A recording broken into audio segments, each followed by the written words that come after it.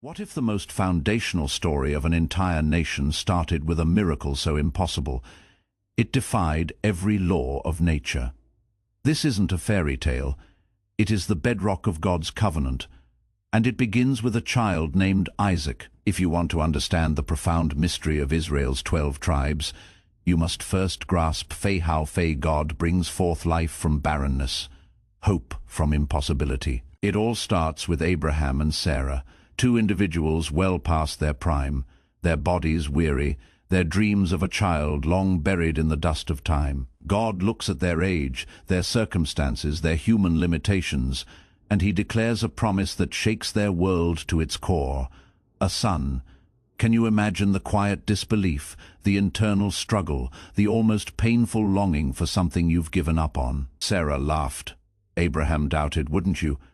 Wouldn't you question a promise so vast, so utterly out of reach, that it seems like a cruel jest? Yet God responds not with anger, but with a question that echoes through every generation, a query that pierces through every layer of doubt and human limitation.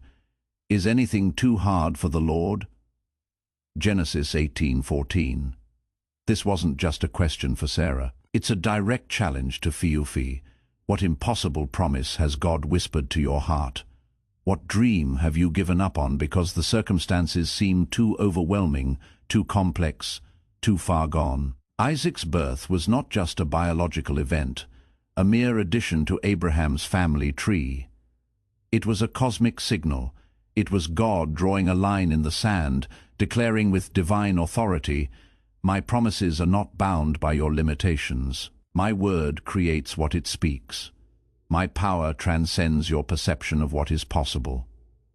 This miraculous child became the living, breathing testament to an eternal covenant. God promised Abraham, "I will make you a great nation. I will bless you and make your name great, and you shall be a blessing. In you all the families of the earth shall be blessed." Genesis 12:2-3. Think about the sheer audacity of that promise: a nation from an old man and a barren woman. A blessing to families on earth through one lineage, one bloodline. This wasn't a suggestion. It was a divine decree, and Isaac was the very first spark of that divine fire. He wasn't just a baby, he was the covenant made flesh.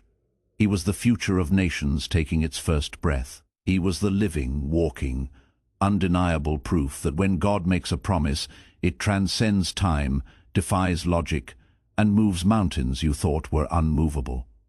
Every time you hear the name Isaac, remember this profound truth: God specializes in the impossible. He creates paths where there are none. He speaks life into what is dead.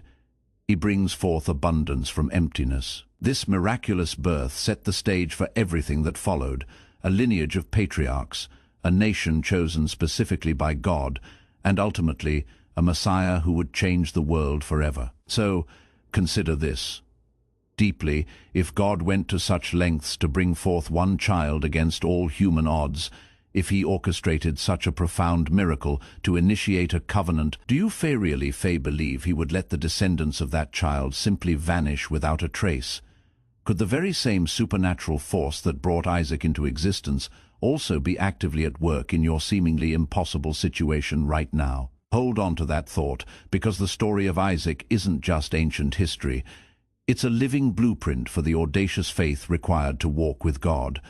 It's a powerful reminder that God's plans are always bigger than your doubts. What impossible promise are you ready to believe him for today? The sacred altar, where faith is forged in fire. What if God asked you to sacrifice the very promise he gave you, the very hope you clung to, the deepest desire of your heart? This isn't a hypothetical thought experiment. It is the heart-wrenching, soul-splitting test of Abraham's faith. It is the ultimate proving ground for God's covenant.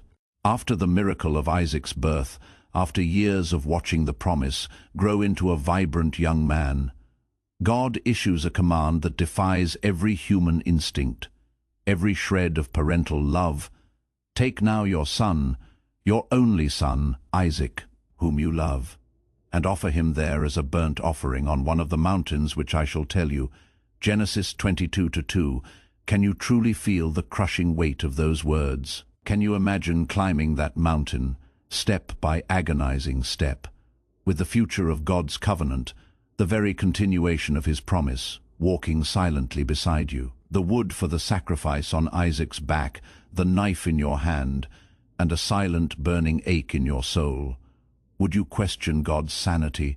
Would you hesitate, convinced you misheard? Would you turn back?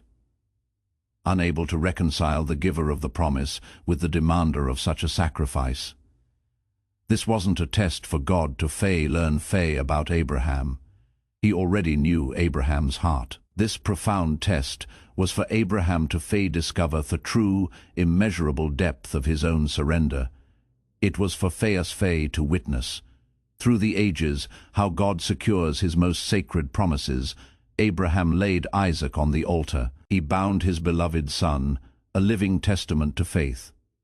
He raised the blade, his hand trembling, his heart surely breaking. And just at that ultimate, irreversible moment of surrender, heaven intervened. A voice thundered from the skies. Do not lay your hand on the lad, or do anything to him. For now I know that you fear God, since you have not withheld your son, your only son, from me. Genesis 22:12. This wasn't just a divine interruption. It was a sacred seal, a spiritual contract signed not in ink, but in radical, unwavering obedience. The covenant with Abraham was now unshakable, proven by fire, sealed in the furnace of absolute trust. Isaac was not only the child of promise, he was now the certified heir of God's eternal plan. He became the living symbol of a promise that no human force, not even the edge of a sword, could sever. But why such a terrifying, visceral test? Because some promises, some profound breakthroughs, are only unlocked through ultimate surrender. Some blessings are only confirmed, purified, and made truly potent when we lay even our most cherished gifts, our most precious dreams, back on the altar of God's will. Isaac's story reminds us, God's promises never return void. They may pass through unimaginable pain, through agonizing confusion, through frustrating delays, but they always prevail. The same God who provided the ram on that desolate mountain is the God who watches over every single promise he has ever made, including those whispered specifically to Fei. If God secures his lineage, his covenant, through such a profound and painful test, how could the tribes that sprung from this lineage ever truly vanish? How could something formed with such divine fire, tested in such an intense crucible, be extinguished without a trace? This story challenges Fei directly. What are you clinging to so tightly that you can't fully trust God with it? What blessing, what dream, what part of your future are you afraid to lay on the altar of surrender? Could your ultimate act of obedience be the doorway to your greatest breakthrough, just as it was for Abraham and Isaac, securing a promise that will echo through generations, even through you? The wrestler's mark, how Jacob became Israel and births a nation. What if your greatest struggle wasn't meant to break you, but to fei you, to redefine your destiny forever? This isn't just about Jacob, it's about the profound, often messy journey of human transformation and divine encounter. Before the 12 tribes could be born, their father had to become a new man, marked by a sacred wrestling match. Jacob, whose very name meant deceiver or heel-grabber, was running from a troubled past, running from the wrath of his brother Esau, running towards an uncertain future shrouded in fear and guilt. He cheated his brother, misled his aging father, and now a paralyzing dread gripped him as he prepared to face Esau again. What if reconciliation wasn't possible? What if the past caught up to him? Alone, by the river Jabbok, in the dead of night, Jacob encountered something that would forever alter his destiny. He wrestled, not with a mere man, but with God himself, veiled in human form. Imagine that struggle, a desperate, grueling, sweat-soaked battle under the silent, flickering stars. No one to help, nowhere to run, just Jacob, clinging to a mysterious divine being, refusing to let go, even as the first rays of dawn began to pierce the darkness. With raw desperation, he cried out, "I will not let you go unless you bless me." Genesis 32:26. This wasn't a demand of aggression, it was a pure, unyielding cry of faith.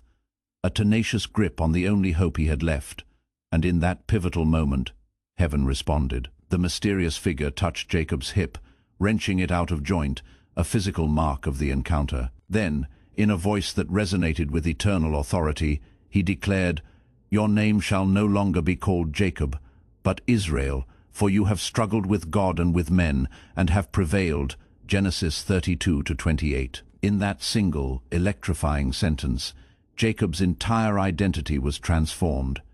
He was no longer just the deceiver, the conniver, the one who stumbled and ran. He became Israel Faye, the one who wrestles with God and overcomes. Have few ever wrestled with God in the dark night of your soul? Have you held on, refusing to let go, until he gave you a new name, a new calling, a new blessing that only he could bestow? This new name, Israel, was not merely symbolic. It was a prophetic banner, a destiny etched in the very fiber of his being, a mark of divine favor forged in the crucible of struggle.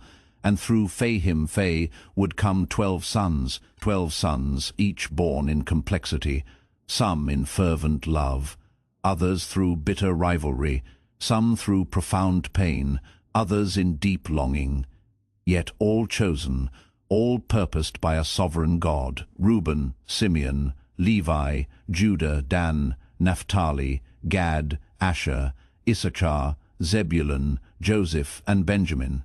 These weren't just a family, they were the living, breathing foundations of a nation, the backbone of God's unfolding story, the visible fulfillment of what God had whispered to Abraham under a starry sky. This profound transformation of Jacob into Israel, followed by the birth of these 12 distinct sons, was not merely biological.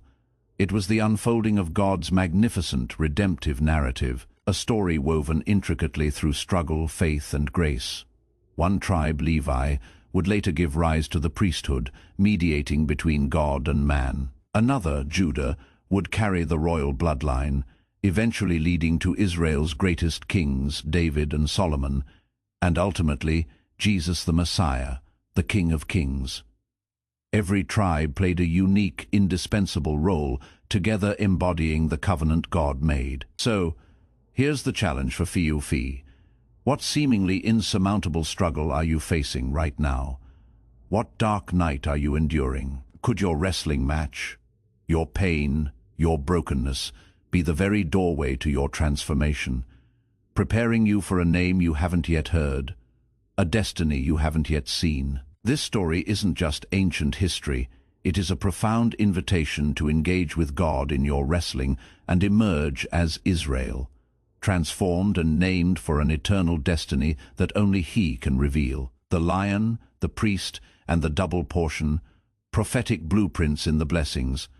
What if a dying patriarch's final words carried such immense spiritual authority that they could shape the destiny of entire nations for millennia? This isn't just a tender family farewell, it's a profound act of prophetic foresight, a divine blueprint for the future of Israel. As Jacob, now bearing the hallowed name Israel, lay on his deathbed, frail but filled with the Spirit, he gathered his 12 sons. What he spoke over them wasn't just a father's tender blessing, it was a spiritual map, a detailed prophetic vision that would define the course of their tribes and echo through centuries of history. Can you imagine standing in that tent, held in breathless anticipation, hearing your name called, knowing that your father's words carried the weight of an eternal covenant, determining your tribe's favor, position, and legacy? Reuben, the firstborn, should have received the preeminent blessing, the double portion, the leadership mantle. But Jacob's words were sharp, a thunderous echo of past transgression, a painful reminder of dishonor. Reuben, you are my firstborn, my might and the beginning of my strength. Unstable as water, you shall not excel, because you went up to your father's bed. Then you defiled it. Genesis 49:3-4. His impulsiveness, his grave moral lapse, had profound consequences for his tribe's future, setting it aside from the prominence it should have held. It's sobering, isn't it, to realize that one act, one moment of indiscretion could reverberate through generations, shaping the destiny of an entire lineage. But then, the atmosphere shifts dramatically. Jacob turns to Judah, his fourth son, and the tone changes from rebuke to a breathtaking coronation. It's as if the voice of Jacob is no longer his alone. It becomes a trumpet echoing from eternity, revealing not just Judah's future, but the future of the entire world. Judah, you are he whom your brothers shall praise. The scepter shall not depart from Judah, nor a lawgiver from between his feet, until Shiloh comes, and to him shall be the obedience of the people. Genesis 49:8-10. Do you feel the monumental weight of those words? Judah, not the firstborn, not the most obvious choice, is chosen to carry the scepter, the ultimate symbol of rulership and authority. The fierce, regal, untouchable lion becomes the emblem of his tribe, and the name Judah itself, meaning praise, becomes a declaration of both honor and power. But who is Shiloh? This cryptic figure in Jacob's prophecy has stirred the hearts of scholars and saints alike for generations. The word is often understood to mean he to whom it belongs, a veiled yet unmistakable reference to the coming of a divine king, a messianic ruler. And indeed, the tribe of Judah would give birth to Israel's greatest monarch, King David, and through David's royal line, Jesus Christ, the Lion of Judah, the King of Kings, would be born in Bethlehem. How could Jacob, hundreds of years before David or Jesus, speak words that align perfectly with prophecies yet to be fulfilled? How could such divine precision exist unless the Spirit of God himself was guiding his tongue, revealing cosmic blueprints? This is a God who chooses the unexpected, who elevates the humble, who uses the flawed to fulfill his perfect eternal plan. And what about Joseph? His blessing is a cascade of triumph over immense suffering. Joseph is a fruitful bough by a well. His branches run over the wall. The archers have bitterly grieved him, shot at him and hated him, but his bow remained in strength. By the hands of the mighty God of Jacob. Genesis 49:22-24. His life was a testament to turning brutal betrayal into profound blessing, agonizing captivity into world-changing calling. He was a branch reaching fay over the wall, symbolizing boundless influence and provision that defied every obstacle. And through his sons, Ephraim and Manasseh, Joseph received a double portion of inheritance among the tribes, taking Reuben's forfeited birthright and multiplying it. This isn't just restoration, it's divine reward, a testament to God's faithfulness. Isn't that just like God? To repay what was stolen with abundant interest, to turn injustice into inheritance, to take the worst the world can throw at you and transform it into a foundation for blessing. But then there is Levi. Once associated with fierce, vengeful violence, Jacob declared, "Simeon and Levi are brothers. Instruments of cruelty are in their dwelling place. I will divide them in Jacob and scatter them in Israel." Genesis 49:5-7. A heavy chastisement, a pronouncement that their legacy would be dispersed. Yet, in a stunning, breathtaking reversal during the Golden Calf Rebellion, Exodus 32, it was the sons of Levi who rose to Moses' side, zealously defending God's holiness and executing judgment on the idolate, Aras. Because of their loyalty, the scattered tribe of Levi was set apart, not to inherit land like their brothers, but to serve as priests, ministers, and guardians of the tabernacle. Their portion God himself, isn't it? Astonishing. Your greatest failure, your deepest flaw when surrendered to God, can become the very ground upon which your sacred calling is built, transforming a curse into a divine distinction. These aren't just ancient stories, they are prophetic blueprints that reveal God's profound character. He weaves destiny through imperfect, deeply flawed people, turning curses into callings and unexpected choices into world-changing anointings. So consider this, personally. What seemingly negative pattern or past mistake in your life could God be about to redeem and transform into a powerful blessing? Could your past shortcomings not disqualify you, but rather be preparing you to become a vessel of something far bigger, far more purposeful than yourself. Just as he did for Judah, Joseph, and Levi. The land divided, God's blueprint for a holy nation. What if every inch of land, every border drawn on a map, was a direct, precise act of divine will, a visible fulfillment of an ancient sacred promise? This isn't just about military conquest. It is about the profound manifestation of an eternal covenant. After centuries of waiting, enduring brutal slavery in Egypt, and wandering for 40 long years in the wilderness, the descendants of Abraham, Isaac, and Jacob, now a mighty nation, stood at the threshold of the promised land. This wasn't merely a territorial acquisition, it was the unfolding of God's covenant, now becoming visible, tangible reality, soil beneath their feet. Led by Joshua, the appointed successor of Moses, the Israelites crossed the Jordan River and began their monumental conquest of Canaan, the land flowing with milk and honey. But this journey was not without its fierce battles, not without the relentless testing of their faith, from the miraculously collapsing walls of Jericho, which fell without a single sword being drawn, to the fierce resistance of entrenched pagan kingdoms. Each victory bore the unmistakable fingerprints of God's direct intervention, and with each strategic step into enemy territory, the profound covenant recorded in Genesis became more than just words. It became real soil beneath their feet. In the book of Joshua, specifically chapters 13 through 21, we are given a meticulously detailed account of how the land was to be divided among the 12 tribes. This wasn't a casual political arrangement, it was a sacred assignment, carefully carried out under God's explicit instruction. Imagine the sheer gravity of that moment. The leaders of each tribe gathered, awaiting not just geography, but divine destiny. What land would be theirs?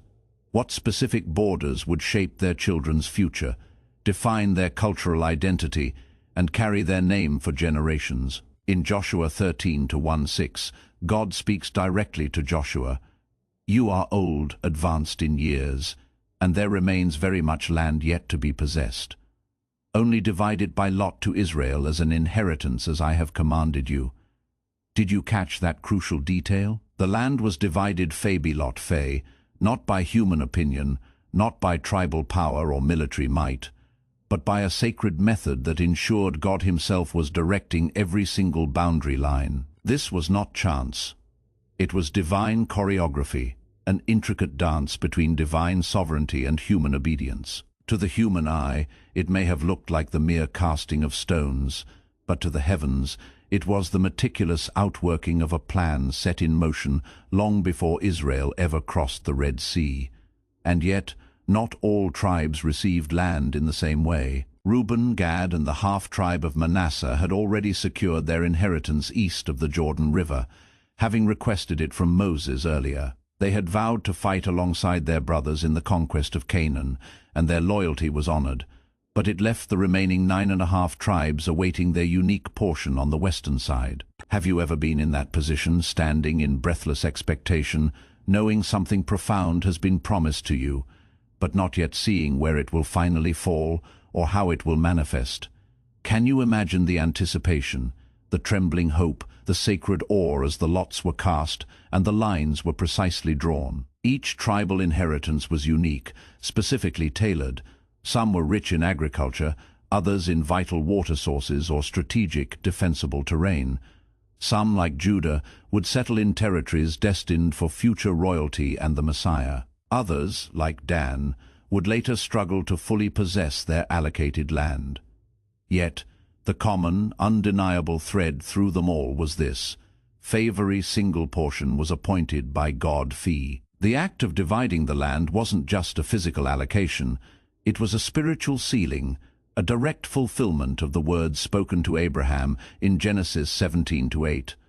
Also, "I give to you and your descendants after you the land in which you are a stranger, all the land of Canaan, as an everlasting possession, and I will be their God." Now the strangers had become stewards, the promise had become tangible property. And yet, even in this grand fulfillment, God reminded Joshua, there remains very much land yet to be possessed. Isn't that a profound reflection of our own walk with God he gives?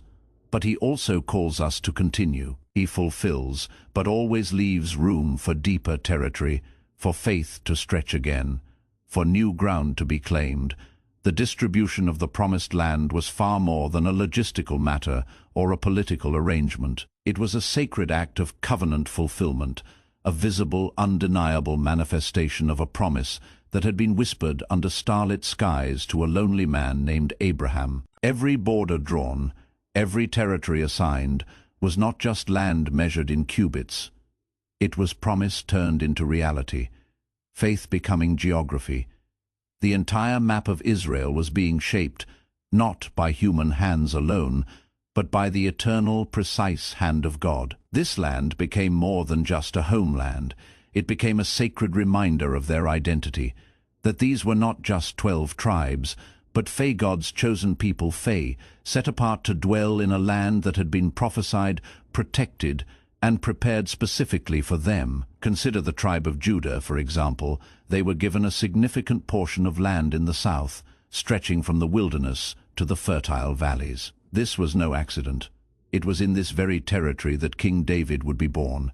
And generations later, Jesus Christ, the Lion of Judah, would arise, profoundly fulfilling the ancient prophecy Jacob gave in Genesis 49. Could it be that your very location, your current placement, your unique portion in life, is also intricately tied to your divine purpose, your sacred destiny?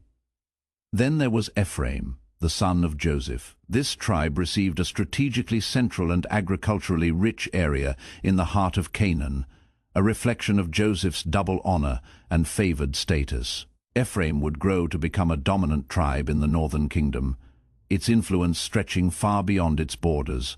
The land they inherited mirrored the fruitfulness of Joseph's life, a branch that ran over the wall. But not every tribe received territory in the same way.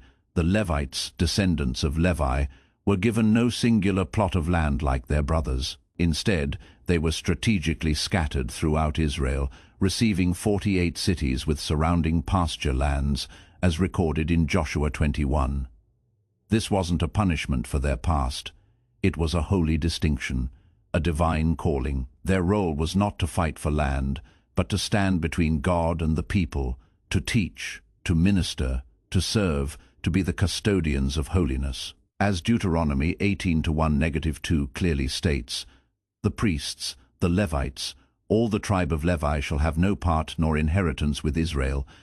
They shall eat the offerings of the Lord made by fire, and his portion, the Lord, is their inheritance. Imagine that, while others received cities and crops, the Levites received Fae God himself, Fae, as their portion. Their scattered presence ensured that truth, instruction, and the law of the Lord would never be confined to one isolated corner of the land. No matter where you lived in Israel, a Levite was not far away, ready to speak of covenant, holiness, and grace. This divine land distribution carried more than just political consequence. It carried immense spiritual weight. The promised land wasn't merely a homeland.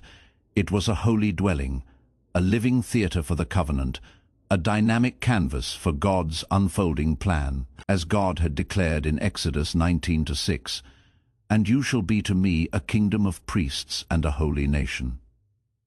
The land was the stage, but the people were the message. And that raises a chilling question. What happens when a holy nation forgets their holy ground? What happens when tribes, once planted so meticulously in promise, begin to wander in rebellion or seemingly vanish from the records of history? The land was divided. The covenant was visibly manifested. But the profound mystery of the lost tribes and what caused them to scatter from this divine blueprint is the next part of this unfolding story.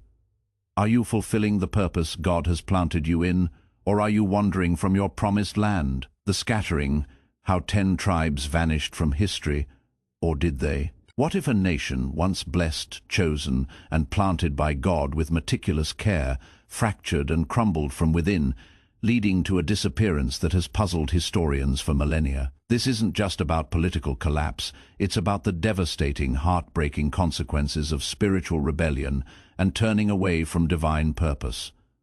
The story of the 12 tribes takes a dark, tragic turn after King Solomon's glorious reign. The once united kingdom, forged under David and expanded under Solomon, splintered into two distinct entities, the northern kingdom retaining the name Israel comprising 10 tribes, and the southern kingdom known as Judah, with the tribes of Judah, Benjamin, and the Levites who remained loyal to Jerusalem and the temple. This wasn't a mere geographical split. It was a spiritual rupture. The northern kingdom, deliberately separated from the true temple in Jerusalem, from proper worship, and from the sacred Davidic line, rapidly descended into idolatry and profound spiritual decay. Kings rose and fell, but the pattern remained tragically consistent. They turned from the Lord, building golden calves and leading their people into abominable practices. Despite the persistent, passionate cries of prophets like Elijah, Amos, and Hosea, warning them to repent and return to the covenant, the tribes hardened their hearts. Can you imagine rejecting God's voice while still standing on the very land He gave you, the land He so painstakingly divided by lot?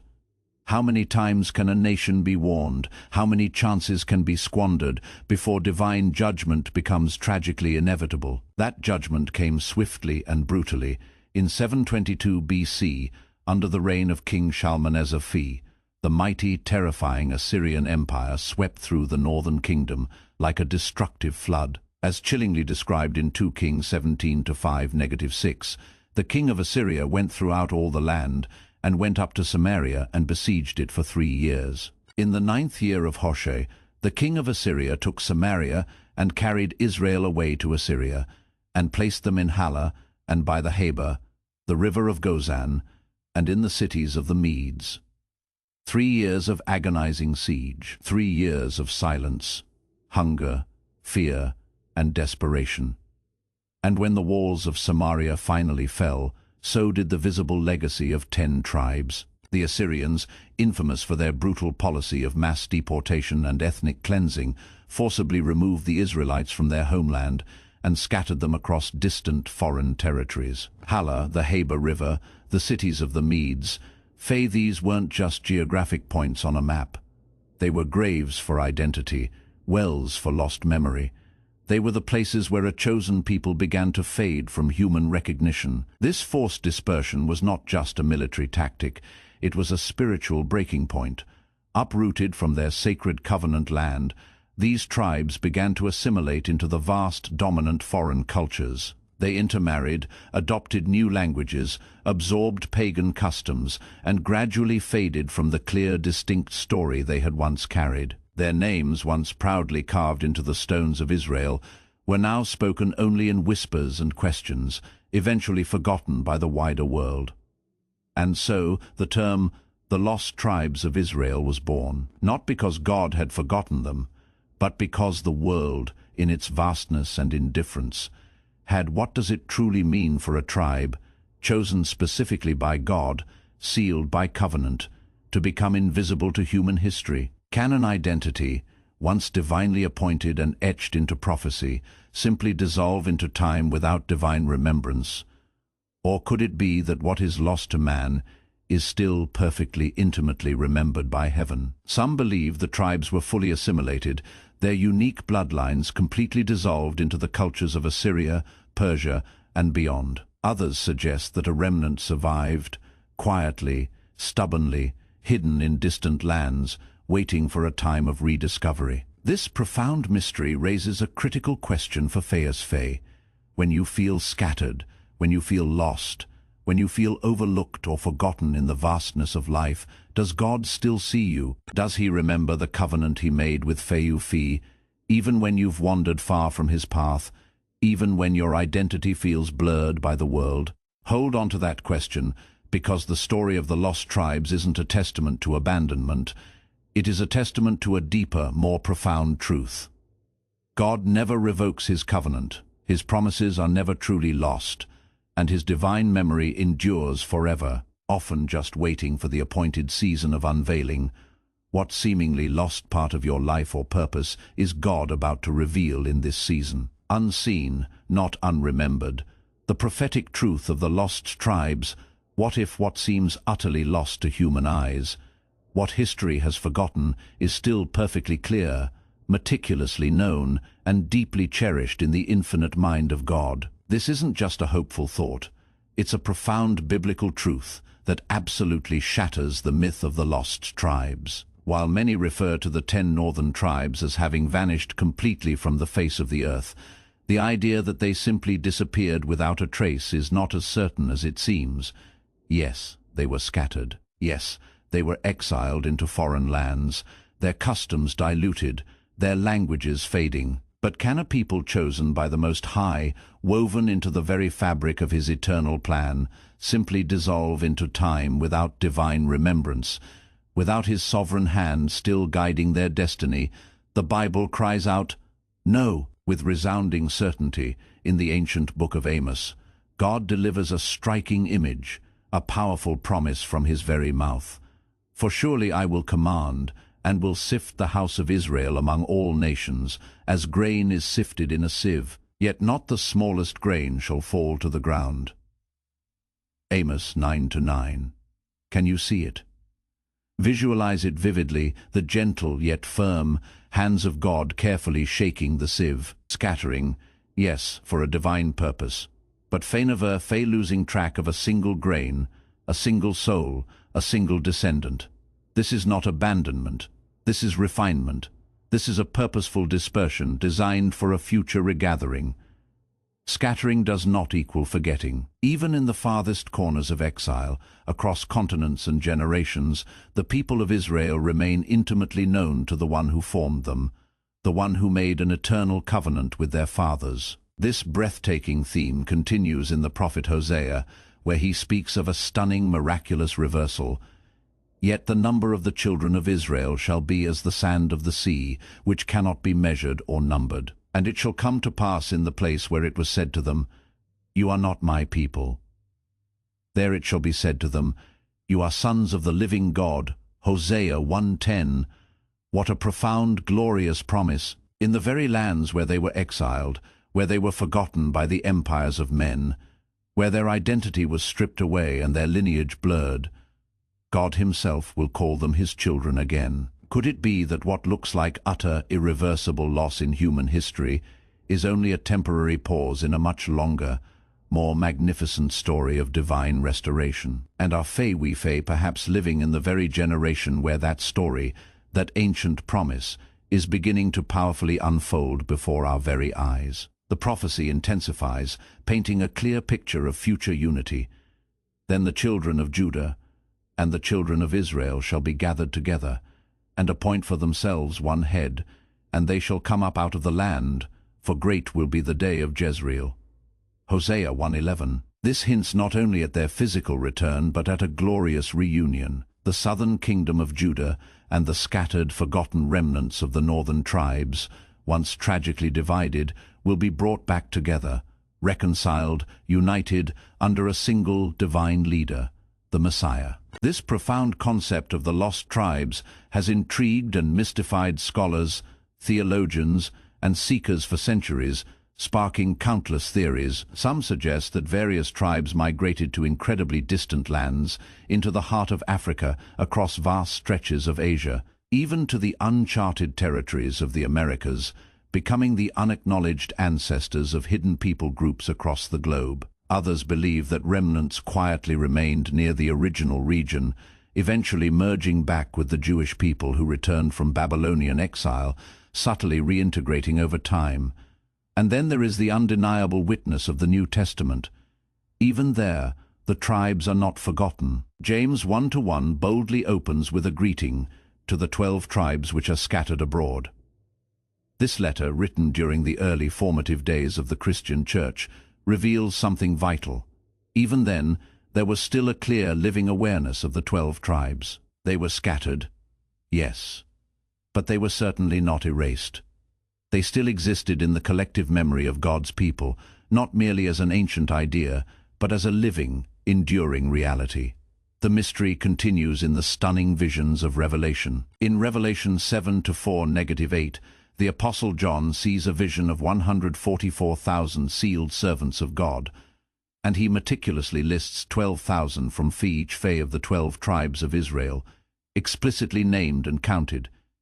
Isn't that truly astonishing? The final, climactic chapters of the Bible still carry the names of these tribes, names that some believed were lost forever, wiped from the earth. What does this tell us? It tells us, with undeniable clarity, that while human records may fade and nations may rise and fall, God's covenant does not die. It persists. He keeps track of every name, every remnant, every promise. The 10 tribes may have been dispersed to the 4 winds, their customs diluted, their languages forgotten, their borders erased by time, but their identity in heaven remained perfectly intact. So then, we must ask ourselves, with deep reflection, could some of their descendants be walking among us today, in every nation and tongue, completely unaware of their ancient sacred heritage? Could the great regathering prophesied by Ezekiel and Hosea be closer than we think? On the very edge of unfolding into our present reality, the tribes were scattered, but they are absolutely not forgotten. They may be hidden, obscured from immediate view, but they are never lost to God, as long as His covenant stands, and it always will forever. The story of the tribes continues, and when the trumpet sounds, when the banner of the Messiah is lifted, they will come home. What seemingly lost part of your own identity, your own calling, or your own heritage is God about to reveal or restore in this powerful season? Are you ready to see it? The unfolding tapestry, watching for the return of the ages. What if the greatest chapters of history, the most profound promises of God, are not confined to the ancient past, but are still yet to be written, and you are living in the very time of their breathtaking unfolding? The story of the 12 tribes of Israel doesn't end with their scattering. In fact, it's far, far from over. What began as a miraculous covenant with Abraham, profoundly refined through Isaac's sacrifice, and dramatically transformed through Jacob's wrestling, has evolved into an unfolding mystery of divine remembrance, prophetic destiny, and a God who never, ever forgets His promises, no matter how long the silence or how deep the perceived loss. The dispersal of the tribes was not a definitive full stop. It was merely a profound comma in a much grander, more epic narrative. A narrative of redemption, of return, of ultimate, glorious reunion. The prophet Ezekiel, in a vision of astonishing clarity, records God's promise for a glorious future, a regathering unlike anything Israel had ever seen. Surely I will take the children of Israel from among the nations, wherever they have gone, and will gather them on every side and bring them into their own land. And I will make them one nation in the land, on the mountains of Israel. They shall no longer be 2 nations, nor shall they ever be divided into 2 kingdoms again.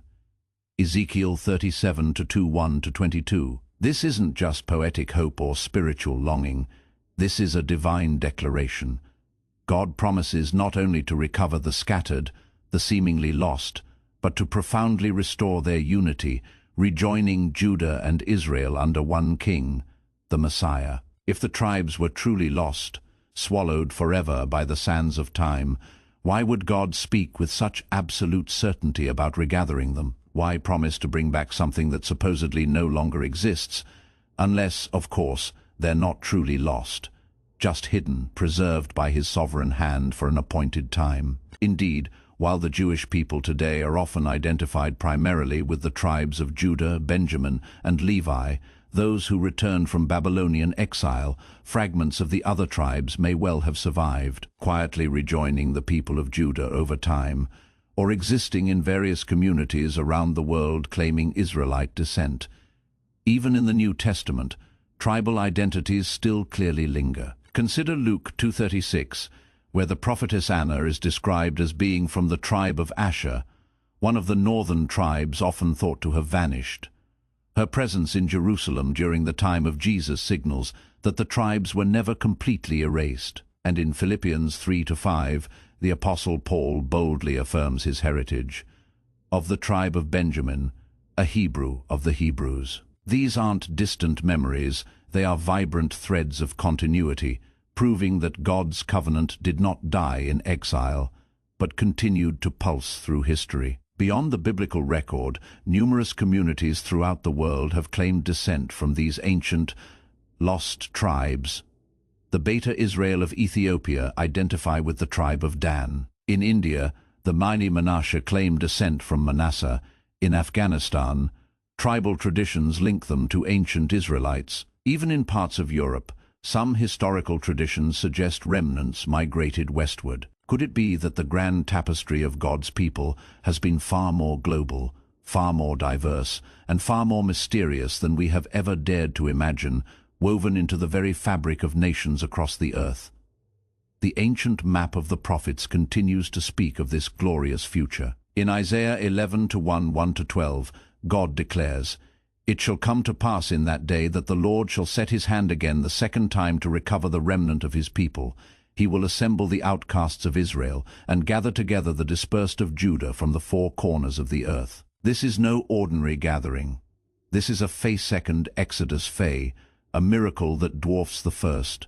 A global awakening where God's people from every corner of the earth rise up and return, spiritually, prophetically, and perhaps even physically. And the book of Revelation adds one final, absolutely breathtaking layer to the mystery.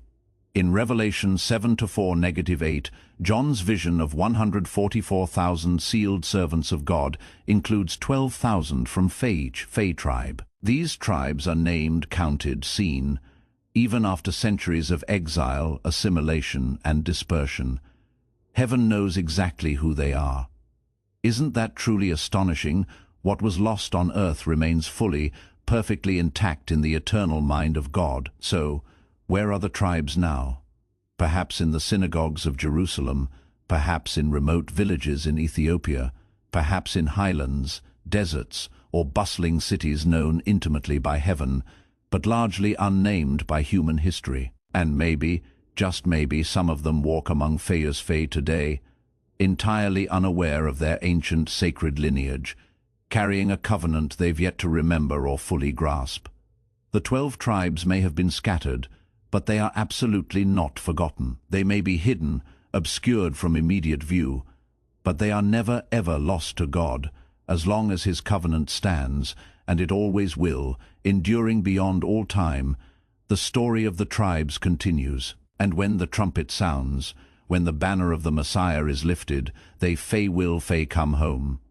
The God who kept his promise to Abraham, Isaac, and Jacob is still moving, still gathering, still fulfilling every single word he has spoken. The 12 gates of the New Jerusalem bear the names of these tribes, Revelation 21:12, a final, irrefutable reminder that what God begins, he will always complete. So now, as we close this profound journey through the mystery of the 12 tribes, we are left with one undeniable, powerful truth. God has not forgotten what he promised. The tribes may have been scattered across the earth, their names buried beneath layers of time, their languages blended into nations, but their legacy lives on in prophecy, in scripture, and in the unwavering heart of God. What seemed like the end was never truly the end. It was only the beginning of a much greater story, a story of redemption, a story of restoration, a story of return. God's covenant with Abraham, Isaac, and Jacob still pulses through history with vibrant life, and the 12 tribes, though often hidden from human sight, are fully known to heaven. Not one tribe has been erased from God's memory, not one name has fallen from his eternal book. The question now is not just, where are they?